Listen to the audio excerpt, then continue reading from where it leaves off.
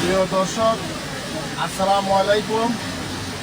প্রিয় দর্শক, হবিগঞ্জে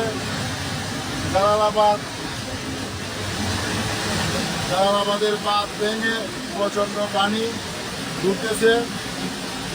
গত টানা 2 দিনের বৃষ্টিতে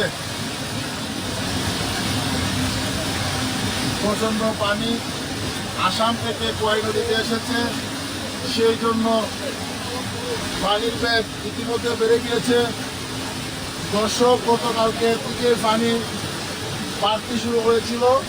গতকালকে যারা এর আশেপাশে ছিলেন, বাড়িঘরে তারা থাকতে পারেনি, তারা অনেকটা আতঙ্কের মধ্যে ছিলেন।